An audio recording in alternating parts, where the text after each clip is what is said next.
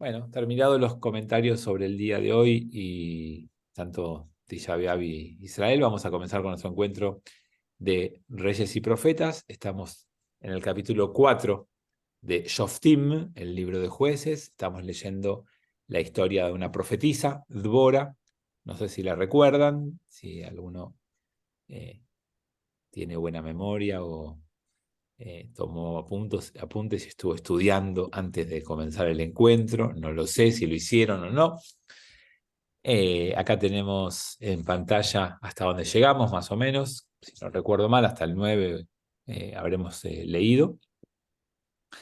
Y bueno, es la historia de los tiempos donde Barak es enviado a llamar para luchar contra el enemigo de Israel y los cananitas. Y en este caso, el jefe, el general del ejército contrario era Sisra. Y cuando es llamada, cuando Dbora es profetiza, llama a un general para que luche, para que pelee, que era Barak. Y Barak no acepta ir si no es acompañado por Dbora. Y Dbora le dice: bueno, entonces me voy a llevar yo el mérito de la batalla y no vos. Con eso terminamos. Y empezamos a hablar un poquito del rol y del lugar de la mujer en la antigüedad. Así que después de leer este capítulo de Jueces 4, se me van todos a ver Barbie y me dicen a ver qué opinan de la película y el rol de la mujer comparado con Shoftim y la profetisa Dbora. Bien, entonces acá lo último que vimos es Barak le respondió: si tú fueres conmigo yo iré, pero si no fueres conmigo no iré. Eso es lo que le dijo Barak cuando Dbora le invitó a hacerse cargo de la batalla. Y ella dijo: iré contigo, más de nada te servirá, pues no tendrás honor por el camino en que vas, porque en mano de una mujer entregará al Eterno a Sisra. Y levantóse Dbora y fue con Barak a Kadesh. Esto es lo último que leímos, hasta acá llegamos. Y entonces sigamos adelante y convocó Barak a Zebulún y a Naftalí en Kedesh, y subieron tras él 10.000 hombres, y Dbora subió con él. ¿A quiénes convocó? ¿Quiénes son Zebulún y Naftalí, que convocó acá Barak? ¿Alguien sabe? Zebulón y Neftalí son tribus, ¿no? Claro. ¿Se acuerdan que todo lo que caracteriza este libro de jueces, es que somos tribus autónomas? No es un estado, no es un país, no hay unidad en el pueblo de Israel. Hay diferentes tribus que se alían o se unen únicamente frente a una amenaza externa, frente a un peligro, y después cada tribu vuelve a su vida. O sea que acá había una amenaza de Sisra, general de este ejército canaanita, y entonces hay un general que junta a dos tribus para emprender esa batalla. Es como una muestra de lo que caracteriza a todo el libro, ¿no? Y Heber. ¿Qué época, Fabián, qué época es Débora? ¿En qué año sería? Mira, no podemos hablar exactamente de un año, pero la época es entre el menos 1200 y el menos 1000 y pico. O sea, hay unos 200 años de los Shoftim que más o menos transcurren en esos años, entre el menos 1200 y el menos 1000 y tantos. Ponele que estemos en el menos 1100, más o menos. No son todavía textos demasiado históricos. El primer texto absolutamente histórico, la primera figura histórica con corroboración de fuentes externas a las judías, donde no hay duda de lo que de su figura histórica, es David. La casa de David y el reinado de David tiene evidencia arqueológica que la prueba. Acá no tenemos eso. Bueno, y Heber el Quiní, de los hijos de Jacob, suegro de Moshe, se había apartado y puesto su tienda hasta el valle de Sahananim, que está junto a Kedesh.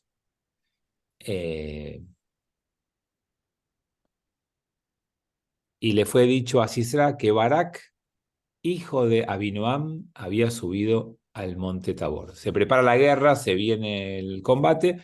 Convocó Sisra todos sus carros, 900 carros de hierro, con todo el pueblo que con él estaban, desde Jaroshet Goim hacia el arroyo de Quillón, y dijo Dbora a Barak, la mujer al hombre, la profetisa al general: levántate, porque este es el día en el que el Eterno ha entregado a Sisra en tus manos. ¿Acaso no ha salido el Eterno delante de ti? Y Barak descendió del monte Tabor, y 10.000 hombres fueron en pos de él. Y el Eterno desbarató a Sisra y a todos sus carros y a todos sus campamentos, a filo de espada ante Barak, y Sisra descendió de su carro y huyó a pie. Entonces acá obviamente no va a hablar ni de estrategias de guerra, ni de inteligencia para plantearle la batalla, ni en las armas que habían logrado, ni de entrenamiento militar, ni en la disciplina. ¿Cuál es el punto en estos textos de Shoftim? La voluntad de Dios. Todo lo que ocurra en estos textos va a tener que ver con la voluntad de Dios. Y si Dios le dice a la profetisa o al profeta, a la jueza o al juez, al shofet, le dice, es el momento de la batalla, van y ganan. Y si Dios dice, no es el momento de la batalla, van y pierden. Y eso es lo que caracteriza este libro. Es un libro profundamente deísta y con una voluntad omnipresente de Dios. Y es un libro también en el que lo que vamos a encontrar permanentemente es que el pueblo tiene que ir descubriendo quién es el que tiene esa conexión, quién es el que descifra el mensaje de Dios. ¿Y cómo el pueblo se convence? Y bueno, cuando tenés éxito es porque el que te mandó descifró ese mensaje, cuando no tienen éxito es porque no lo envió Dios.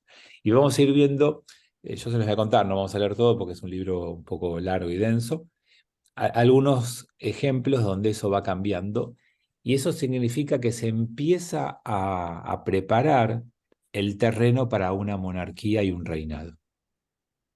Porque lo que va dejando esto en evidencia es que, por un lado, al ser 12 tribus separadas que se unen únicamente para el conflicto, son débiles, y por eso van a tener permanentemente conflictos. Entonces van a querer una unidad y un reino como el resto para que las 12 tribus se transformen en algo más poderoso. Y lo segundo que van a ver, que va a ir sembrándose de a poquito, es que aquel que tiene éxito y que logra establecer un contacto con Dios y una batalla exitosa, va a querer que después lo continúe su hijo. Van a querer alguien establecer una continuidad. Y eso es lo que empieza a hacer ruido. Esto es, encontraste un líder, te guió en la batalla, y el líder vuelve y dice, está, terminó mi trabajo, y el pueblo se queda huérfano otra vez. Y va a decir, no, que continúe, porque estábamos bien con él. Y ese es el juego que de a poquito se empieza a abrir en estos textos. ¿En la época existieron falsos profetas? Pregunta Claudio. Bueno, no tenemos demasiados relatos de esos en el Tanaj, probablemente haya habido, pero sí tenemos personas que quisieron tomar el poder y les fue mal. Sí hay gente que queriendo aprovecharse porque era familiar, porque era amigo de alguno que le fue bien. Por ejemplo, la historia importante después de esta profetisa es la de Gideón, que no la vamos a leer porque es muy larga, toma varios capítulos, pero Gideón, juez de Israel, tiene éxito en su tarea, y después un descendiente quiere tomar el lugar y le va pésimo. Eso es lo que les decía recién, que a veces hay algunos del entorno que quieren aprovecharse del éxito.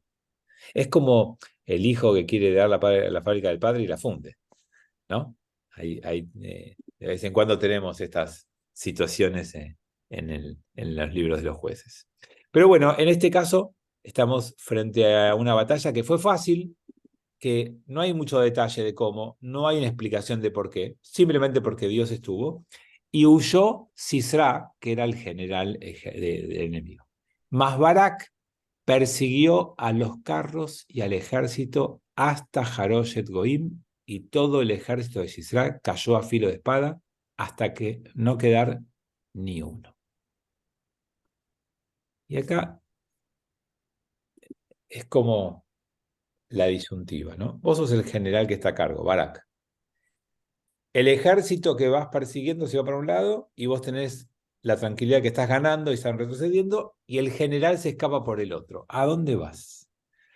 ¿A seguir al ejército o a buscar al general y matar al general. Vieron que en las películas, cuando uno ve esas películas, cuando hay un malo que encabeza un ejército malvado que se escapa, el general del ejército bueno deja a sus hombres peleando y va en busca del general. Es como que el que derrota a la cabeza del enemigo es el que se lleva el mérito. Es el que sale en los diarios al día siguiente, es el que se habla de él en las redes sociales. No se habla de el que trabajó duramente para derrotar a todo un ejército, sino con el que se quedó con la cabeza del otro líder. Por eso, a veces, en lo que uno hace, tiene que ser bastante inteligente en cómo va a ser leído esto el día siguiente, cómo va a quedar en la memoria de los demás. Y algunos trabajan por lo que hay que hacer y otros por cómo quedan en la historia. Y acá vamos a ver que Barak, que no se animó a ir solo, tampoco fue en busca de Sisra. Así como llevó a Dbora a la batalla, vamos a ver ahora otra mujer que aparece para hacer lo que no hizo Barak, que es ir en la búsqueda del general. Tomás dice, si entendí bien, más adelante Dios iría delegando su poder. A ver qué significaría esto, Tommy. Vos dijiste que acá es una figura, es bien deísta, o sea que todo está en manos de Dios, la victoria, la derrota, ya Él decide. Si históricamente eso se va transformando. No, lo que yo te diría que no tiene que ver con Dios, tiene que ver con cómo lo percibe el hombre. Estos textos lo que muestran es lo que esa gente cree. La gente está convencida de que si le fue bien fue porque Dios les entregó. No te cuentan cómo fue la estrategia militar. No te cuentan es porque ganaron porque se esforzaron, porque hicieron espada, porque hicieron alianza. Te cuentan que ganaron porque Dios los ayudó. O sea, es como la gente lo percibe más que como Dios lo dispone. O sea que hoy podríamos decir que la gente percibe que Dios ya no toma decisiones. Ese fue el gran cambio de la modernidad. Yo te diría que hasta el siglo XVII, inclusive, la percepción del hombre cotidiano era que si le iba bien era porque tenía la bendición de Dios y si le iba mal era porque no la tenía y cuando tenía éxito se lo agradecía a Dios y cuando tenía un fracaso veía que se había equivocado, que había hecho mal para que haya recibido ese castigo. Y el racionalismo que aparece en el siglo XVIII y la era de las luces y la ilustración y el iluminismo y todos los nombres que tiene el fenómeno del siglo XVIII trajeron a un mundo más hombrecéntrico, donde uno es más responsable de lo que hace, más protagonista, y las cosas van a ser en función de tu inteligencia, de tu sabiduría, de tu manera de ver las cosas. Y sí, ese es el gran cambio. Ok, gracias. Esa era mi pregunta concretamente. Sí, sí, igualmente nunca se puede generalizar. No es que desde la época de los jueces o de Moshe hasta el iluminismo fue todo así. Por supuesto que a medida que, por ejemplo, los reyes, cuando cambiemos al próximo libro, que es Samuel, y empecemos a hablar de los reyes, vamos a ver que si bien Dios está muy presente, el hombre ya es más protagonista que en los jueces. Y ya por eso se establece una monarquía, una dinastía hereditaria, porque ya hay más presencia y más importancia del hombre que de Dios, que no está ausente, que sigue manejando mucho y gran parte, pero no solamente. Acá es muy diocéntrico. La gran pregunta que uno se puede hacer es cuándo nos fue mejor, en qué épocas vivimos mejor, si cuando Dios era la creencia que predominaba en el rumbo de la historia, o cuando fue el hombre que ocupó ese lugar.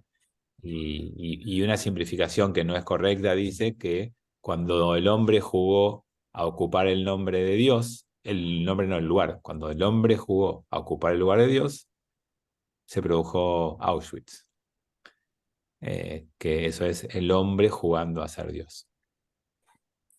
Pero para mí eso es una simplificación, podemos encontrar modelos de desastre en los dos, eh, en los dos formatos.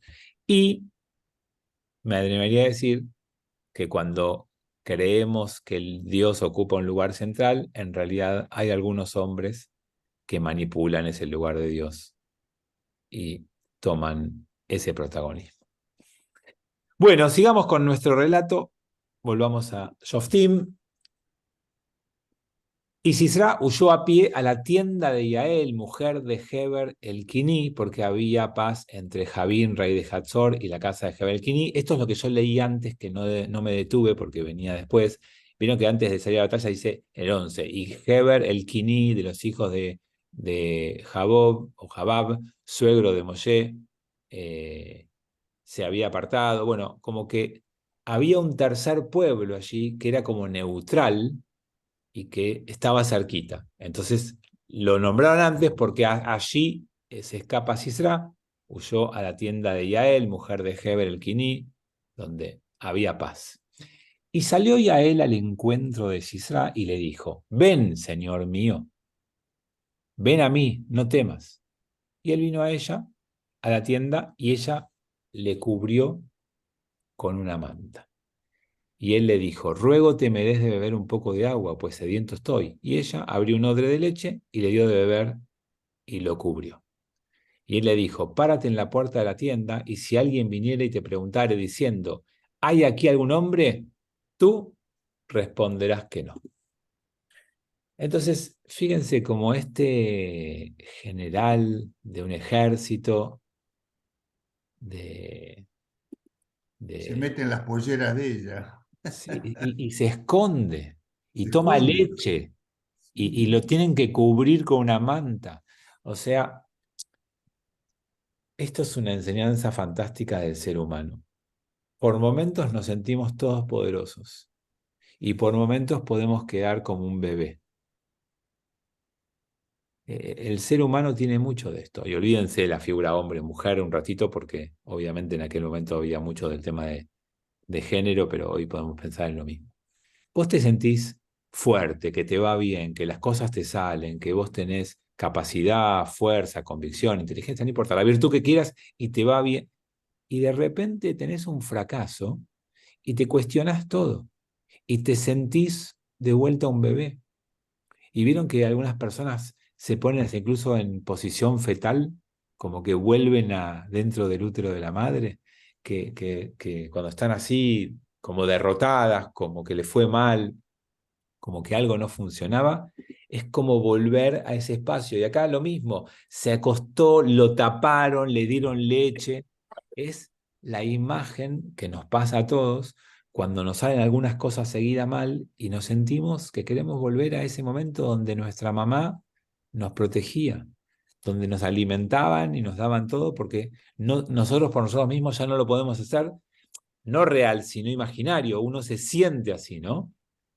Eh, acá Tomás dice que le hace acordar a Saddam Hussein, cuando lo encontraron, ¿no? El todopoderoso que tenía estatuas de metros de altura en la capital, de repente estaba en un pozo, barbudo, desalineado, eh, digamos, como alguien que dio miedo durante muchos años de su vida, de pronto era un pollito mojado. Bueno, pero eso nos pasa a todos. No sé si a ustedes recuerdan alguna vez en sus vidas que les haya pasado de tener 2, 3 fracasos seguidos o tener algún par de situaciones en las que no supieron cómo manejar o que las cosas salieron muy distintas como ustedes pensaban o que fueron expuestos o avergonzados. A todos nos pasan estas cosas en la vida o me pasa a mí solo. No. No, no, no, seguí. Ah, no, si no, me siento que yo solamente soy el que hace chistes y la gente no se ríe. No, fracasamos todos, ¿no? En la vida, todos nos pasan algunas cosas Totalmente. que nos salen mal. Bueno, hay como un momento, una sensación donde uno baja los brazos y quiere entregarse al seno materno. Quiere volver a sentir eso que alguna vez sentimos, ¿no? Y cuando hay tantos intereses en juego, cuando hay disputas, cuando hay peleas, cuando el mundo es cruel, ojo en qué manos te refugias. Tené cuidado ante quién te mostrás vulnerable. En este caso, Sisra se va a mostrar súper vulnerable frente a alguien que él creía que era neutral y no tenía ningún interés en juego, y vamos a ver que eligió mal en dónde encontrar brazos protectores. Y Yael, mujer de Heber, tomó una estaca de la tienda y poniendo el mazo en su mano, vino a él calladamente y le clavó la estaca en su sien y cayó a tierra, y él estaba cansado y dormido y murió. O sea que otra mujer, además de Dvora, va a tener el otro gran protagonismo de esta batalla. Una batalla que tendría que haber servido para inmortalizar a Barak, terminó inmortalizando a Dvora y a Yael. Nombres emblemáticos en el pueblo de Israel, que son conocidos, utilizados y demás, por estos dos grandes actos. Por haber liderado la batalla a Dvora, por haber matado a quien era el enemigo, el general que amenazaba a Israel, y las dos toman un rol protagónico muy interesante, contrario al que estamos acostumbrados de las mujeres en nuestro pueblo. Entonces tenemos que volver a decir lo que decimos. La Torá no es tan machista. La Edad Media judía fue muy machista. La época posterior al Tanaj fue machista. Pero en la Torá tenemos estos textos sin necesidad de explicar nada, sin necesidad de justificar nada, sin problema. Acá aparecen dos mujeres muy protagonistas y a nadie le hace ruido. Y no hace falta explicar. No, bueno, esta fue una excepción en donde solamente Yael. No, no, bueno, pasa que Yael era medio machona. No hay ninguna referencia a nada que justifique como esto como una excepción. Simplemente es un relato que está como uno más y habla de una sociedad, obviamente que no es igualitaria, tampoco no es que el hombre y la mujer son por iguales, pero no hay una necesidad de mostrar un machismo exacerbado ni transmitir en textos que la mujer nunca puede levantar la cabeza. Porque lo que tenemos que entender es eso, que es que los textos forman cultura, transmiten lo que es esperable de la sociedad. Y al aparecer un relato como este, si vos querés transmitir que la sociedad es hombrecéntrica y la mujer tiene que estar absolutamente sometida a la voluntad del hombre, tenés que transmitirlo de todas las formas posibles, y los textos sagrados son, por supuesto, una de ellas. Entonces nunca vas a hacer que la gente estudie, lea y rece con textos en donde la mujer es empoderada.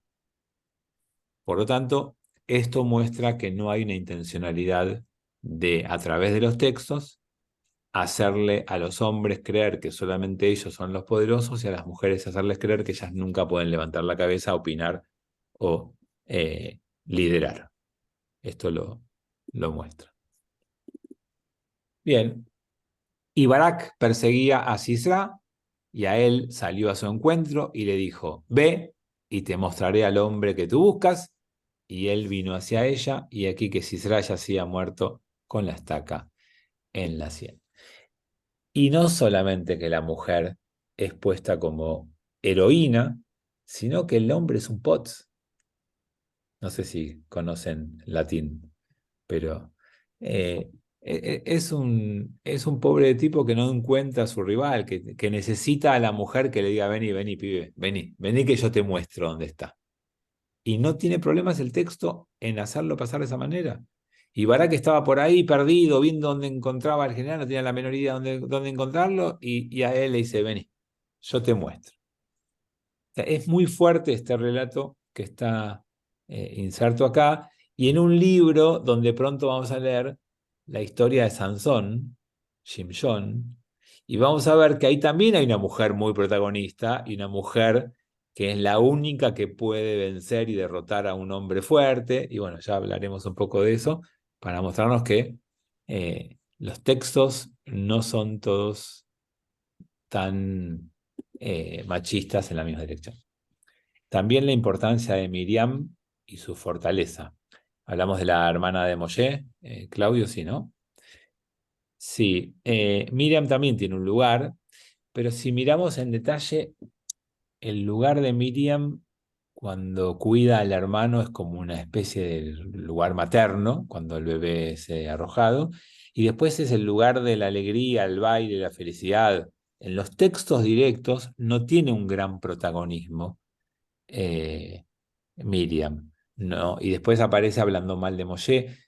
O sea, el estereotipo de Miriam, si uno solo lee la Torá, si lees los Midrashim, tenés razón vos. O sea, cuando uno le agrega un poco la interpretación clásica rabínica, decimos, no, Miriam fue la que enfrentó a los padres y les dijo que tienen que volver a tener relaciones sexuales porque tienen que tener hijos y que el decreto de los padres es más fuerte que el de Faraón. Ahí tenemos una Miriam empoderada.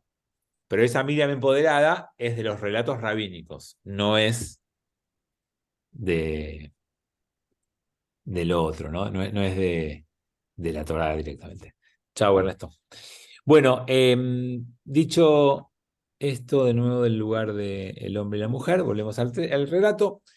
Y así sometió Dios a aquel día a Yabín, rey de Canaán, ante los hijos de Israel, y la mano de los hijos de Israel se fue fortaleciendo cada vez más contra Yabín, rey de Canaán, hasta que lo destruyeron. Bueno, como les decía, ahora vamos a saltear todos los relatos que tienen que ver con el juez, el Shofet Gidón, y después todo lo que tiene que ver con la sucesión que vino después de Gidón, y vamos a empezar a leer un relato que es tremendo. Es un texto muy duro y espero que no los decepcione. Esperen que creo que tengo los chats acá, a ver. ¿Estas son historias reales o literarias? Pregunta Armando.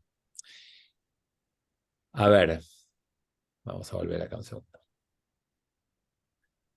Acuérdense que la Torá y después el Tanaj no es un libro de historia.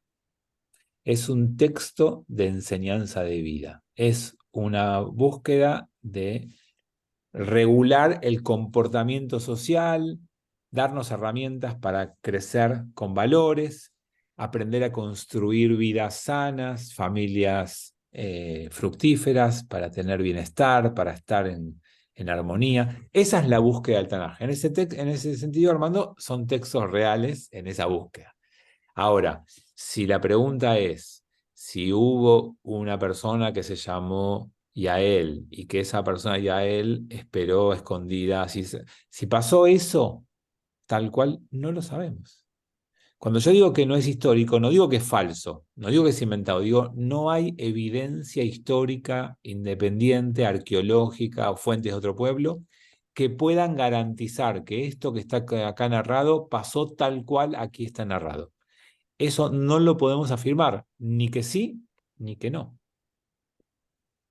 Entonces, el valor que tienen es que es como nuestro pueblo concibió su historia. Y nos sirven para entender cómo estos textos van construyendo la cultura judía, la idiosincrasia judía, la manera de ver y entender el mundo de nuestro pueblo. Esto nos sirve para eso.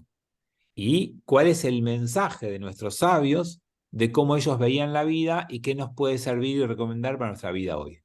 Para eso nos refugiamos en estos textos. Los estudiamos para conocer el origen de nuestro pueblo, para ver cómo ese pueblo se percibía a sí mismo y cómo nos dejó algún nivel de enseñanza y de sabiduría en los textos para nosotros formar nuestra propia vida.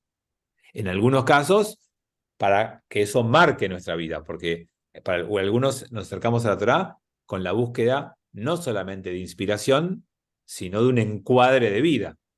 Algunos solamente estudian para ver qué me gusta y tomo, y lo que no me gusta no tomo, y otros estudian para decir, no, yo necesito un marco, porque si yo hago lo que quiero con mi vida voy a ser un desastre. Entonces quiero estar dentro de un marco, dentro de un contexto, y los textos y la tradición me sirven para desarrollarme dentro de ese contexto. ¿Se entiende, digamos, las opciones? Ahora, si pasó así, tal cual, no hay ninguna evidencia arqueológica, histórica, contrapuesta al Tanaj que nos permita garantizar eso. Bien, Jueces 11, capítulo 11. Iftaj de Gilad era un hombre fuerte y valiente, hijo de una ramera, y Gilad había engendrado a Iftach. O sea que el protagonista se va a llamar Iftach, que alguien me tiene que decir de qué palabra en hebreo viene. Iftach. Toach. A ver. Liftoach. Ok, ¿y qué otra palabra en hebreo hay ahí adentro? Además de liftoach, que es abrir. Bueno, es la conjugación en futuro ¿De qué? de Liftoach. No, pero ¿de qué otro más? Loedat. ¿Qué es aftajá? Ani maftiach. Ah, prometer. Muy bien, Mejor. exactamente. Espera que, perdón, que tengo un chat acá de Tomás que dice, si no recuerdo mal, Marshall y Mordejai nos enseñaban que si bien hay simbolismos, detrás hay respaldo histórico, arqueología, etcétera. Pero no de todo, Tomás, de algunas cosas, de esto no hay. Y además recuerden que en la década del 60, 70, estaba muy de moda un texto que se llamaba, y la Biblia tiene razón, queriendo mostrar que todo lo que pasó en el Tanaj, en la Torá, tenía respaldo. Y después se descubrió que todo eso era, ¿cómo podemos decirlo? Sin faltar el respeto. Bueno, eso.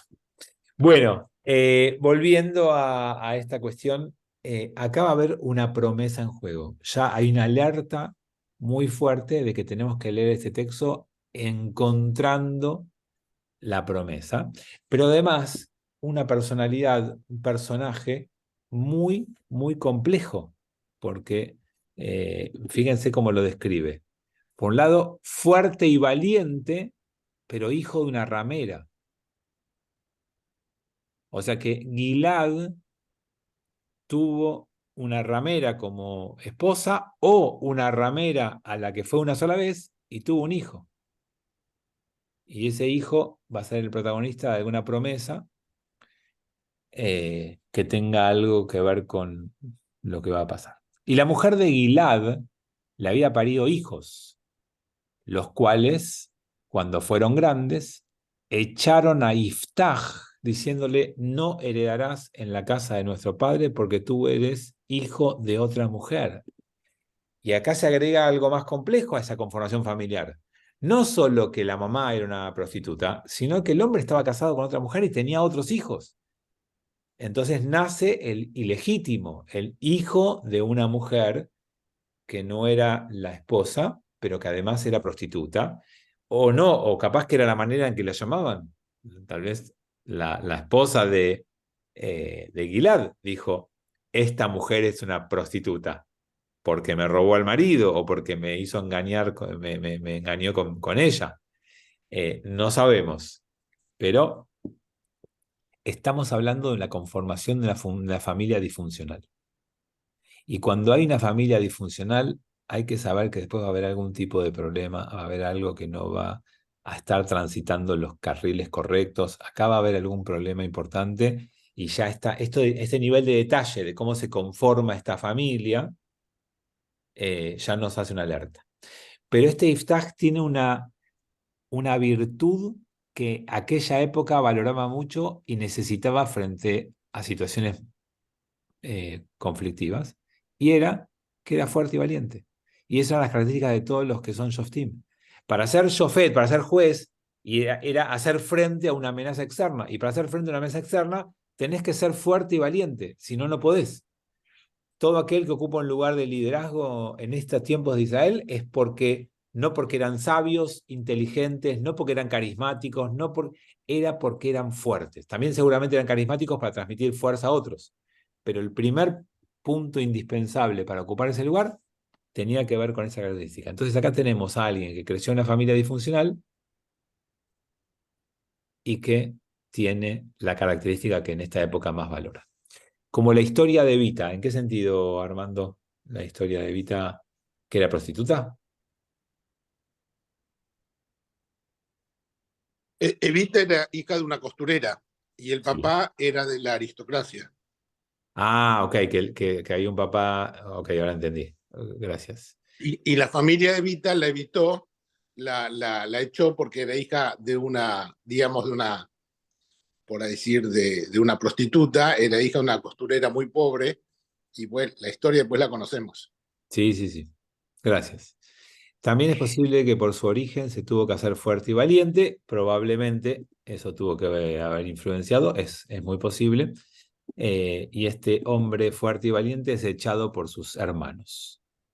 Y huyó Iftaj a causa de sus hermanos, y habitó en tierra de Etab, y juntáronse con Iftaj hombres vacíos, los cuales salían con él.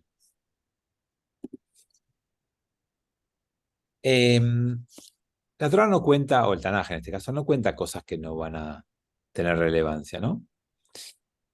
Si lo echaron y se tuvo que ir, se está gestando la situación en la que lo necesiten y lo vayan a buscar, ¿no? Cuando la Torá te cuenta este tipo de detalles es para mostrarte lo que va a venir después y para decirte de alguna manera que tengas mucho cuidado con la gente que creas que hoy no encaja perfectamente con vos, porque quizás dentro de un tiempo sí necesites que encajen. Y la vida va cambiando, y así como va cambiando, uno en un momento cree que hay cosas que no le van a pasar nunca o que no van a estar nunca, y de repente las cosas cambian de forma tal de que empiecen a ser necesarias o vos te des cuenta que te equivocaste. Así que acá se preanuncia también esa situación. Y lo segundo, lo otro es, así como si creciste en una familia disfuncional, lo más probable es que tengas algunas características en tu ser, que te escapes y te vayas solo a cierto lugar, te va a hacer juntar con gente diferente a la que hubieras tenido si hubieras ido a Tarbut, a Lambrot, a Kobach o a alguno de estos lugares en los que algunos de nosotros pasamos nuestra infancia o nuestra vida. Bien, ¿qué se entiende por vacíos? Bueno, se entiende gente de mala calaña, gente bruta, gente también como él, fuertes, pero sin familia, sin vida social, sin estructura que te contenga, aislados, separados, gente que vive sin recursos. O sea, caídos en desgracia, digamos. Caídos en desgracia puede ser otra manera de describirlos, tal cual.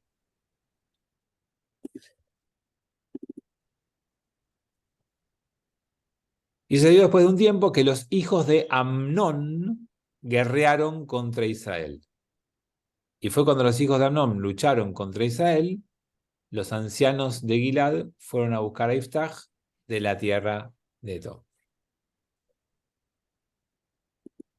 Claro, cuando las cosas están bien y todo funciona como vos querés rodearte de personas que te hagan pensar en forma inteligente, que puedan ir a comer a los mismos restaurantes que vas vos, que puedan ver las mismas películas en el cine que a vos te gustan, que puedan ir a escuchar música clásica con vos al Colón, que disfruten de ir al teatro y después hacer una ronda y discutir y charlar sobre la calidad de la obra, de los actores, de la historia que hay por detrás.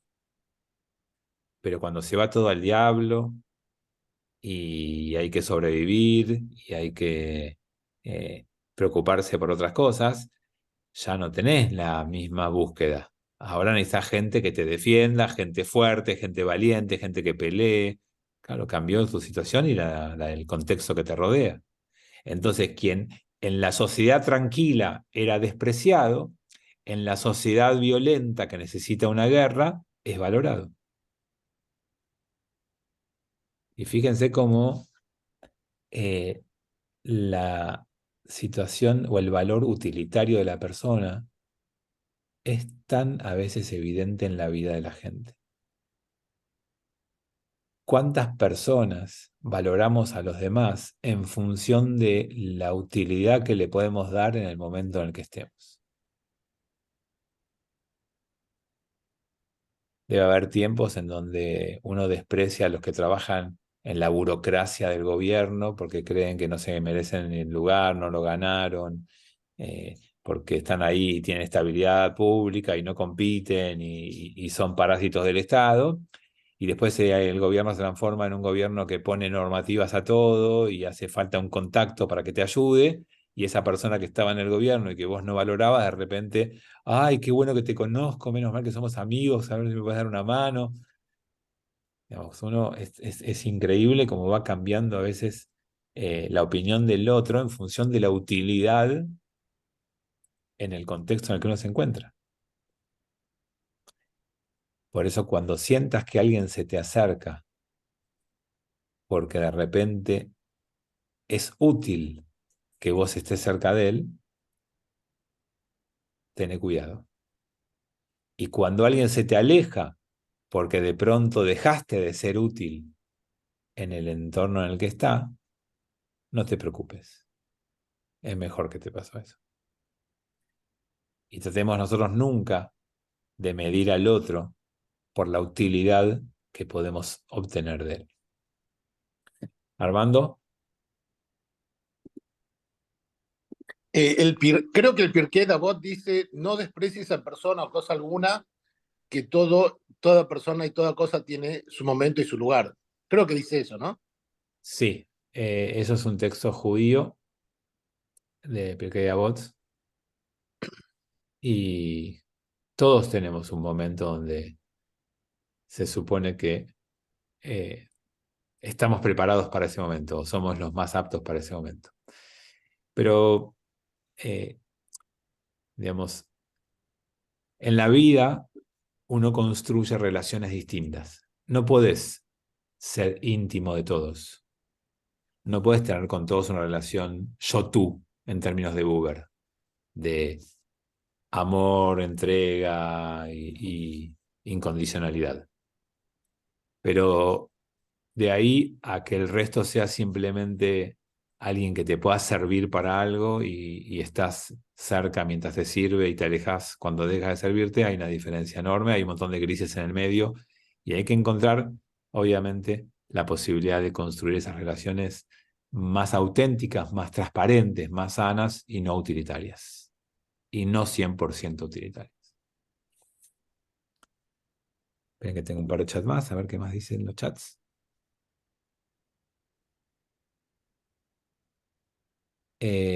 Texto machista, ramera la madre, no ramero el padre. Bueno, no sabemos, quizás el padre simplemente se tiró una canita al aire y la mujer era ramera de verdad.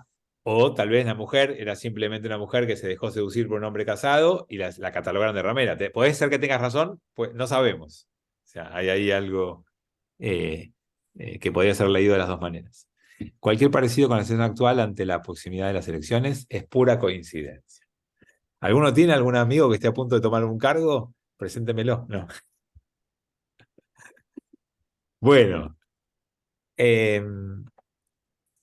Perdón, porque a veces incluso pasa al revés. ¿Nunca les pasó que tenían relación con alguien hasta que ese alguien ocupó un lugar importante en el gobierno, en una empresa, en donde fuera, y de repente decís, no me da más bola? O sea, se olvidó, ahora tiene otras relaciones, ahora tiene otros contextos y bueno, por eso hay un relato de la Torá que es maravilloso y es que de repente en un texto aparece la muerte de una mujer que había sido la que había amamantado a Jacob cuando era chico y la entierran. O sea, alguien que estuvo en tu vida en una función cuando eras chiquito, cuando sos grande y esa persona muere, te ocupás de enterrarla. O sea, uno no deja las amistades o las relaciones porque ya no me son más útiles.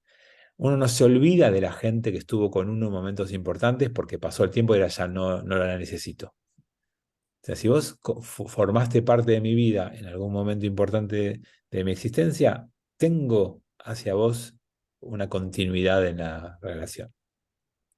Por eso, para mí es muy lindo cuando uno logra descubrir que tiene amigos del colegio, tiene amigos de la facultad, tiene amigos del trabajo, tiene amigos de la situación actual. Es como que fue pasando por diferentes etapas en la vida y en todas construyó vínculos que los mantuvo, que logró sostener eso es algo muy lindo. Sí, Claudio. Voy a ser duro. ¿Cuántos de nosotros amamos gente, lloramos cuando se murió y vamos poco al cementerio a visitarlos? Cuando decís poco, ¿a cuánto te referís? Nunca. Ah, Tumbas abandonadas. porque hay que ir poco. El judaísmo no pide que vayamos mucho, pero hay que ir. Pero monumentos abandonados, rotos, Por eso, un poco de respeto. quería que quede claro que era nunca, no pocos. Pero lo podemos recordar, y es una manera también de estar con, ¿no? Recordar a la persona. Yo la verdad que no voy nunca al cementerio, pero siempre los tengo presentes todos los días. Rezo por ellos. Yo también. Yo no suelo ir al cementerio, es que creo que no está allí. Les voy a contar un relato que también puede mostrar un poquito esa parte, ¿no? Un papá ya bastante grande, sus hijos crecieron, triunfaron, cada uno se mudó y haciendo su vida y en ciudades distintas y demás. Un día llama a su hijo y le dice, hijo, te hago una pregunta. El día que yo me muera, ¿te vas a tomar un avión y vas a venir a mi entierro? Por supuesto, papá, ¿cómo no lo dudes nunca? No, pero por supuesto que el día que eso ocurra yo me voy a tomar un avión y voy a ir. Y el papá dijo, no, deja, no quiero que vengas. No me importa, yo voy a ir, no quiero que vengas. ¿Pero por qué no querés que venga? Porque prefiero que te tomes un avión y vengas hoy. Digamos, hay allí también una cuestión para tener en cuenta de, eh, digamos, de estar cerca de la gente mientras haya vida y mientras haya posibilidad y no esperar a esos momentos. Pero cuando llega ese momento, también uno tiene que guardar cierta lealtad. Y sepan que en la tradición judía, con esto para cerrar el encuentro de hoy, en la tradición judía, lo que hacemos por la gente que ya se fue es lo más valorado, porque nunca vamos a recibir nada a cambio. Cuando vos haces algo por alguien que está vivo, esa persona te queda agradecida, te va a retribuir, te va a devolver, alguna vez va a hacer algo por vos, o vos quedaste con él con la sensación de que qué bueno que sos y él se quedó con la sensación. Cuando haces algo por alguien que no está, como por ejemplo ir a su tumba y dejarla en condiciones, o poner una piedra una vez por año, eso no tiene retribución. Eso es amor absoluto sin nada a cambio. Entonces nada, las dos cosas tienen sus virtudes. ¿Me das un minuto? Obvio. Porque es muy duro lo que dijiste y me golpea muy fuerte. Entonces es mejor lo del chiste, ¿viste? Que llaman a los hijos y le dicen que se van a divorciar para las fiestas. Y así vienen todos, cosa que no hubiera ocurrido. Sí. Me gusta más que el otro es bravísimo, el que dijiste vos. ¿Lo conocen el que dijo Tomás recién rápidamente? Es muy bueno. No, al contrario, porque algunos no lo conocen. No, no lo conozco. Vienen las fiestas, viene Rosh Hashanah y Yom Kippur, y el matrimonio ya prevé que los hijos no van a venir. Entonces, ¿cuál es la estrategia? Cada uno llama a distintos hijos, le dice, ¿te enteraste que papá y mamá se van a divorciar? Y obvio, todos dicen, no, pará, vamos, y todos aparecen para Rosh Hashanah. Sí, si lo quieren embellecer un poco, llama al padre al hijo y le dice, no, bueno, me voy a ir con una chica más joven, voy a dejar todo. Y dice, no, pará, ¿qué vas a hacer? Sí, porque me parece que me gusta mucho, no. Y entonces, y la mamá también llama al otro hijo y le dice, no, parece que papá está cualquiera, parece que va a malvender la fábrica para irse con una chica más joven. ¿Malvender la fábrica? No, vamos para allá. Bueno, nada, gracias. Buenísimo. Por esto, Tommy, a todos ustedes lo mismo, gracias por acompañarnos en este momento de estudio compartido. Y bueno, mañana desde Shabbat, si se conectan, estaremos desde Mahané transmitiendo el Shabbat de Mahané. Y si no, nos vemos el jueves que viene. Sí, Armando. Una pregunta. Vos antes habías dicho que Auschwitz fue porque con la ilustración el hombre se hace cargo de sus decisiones.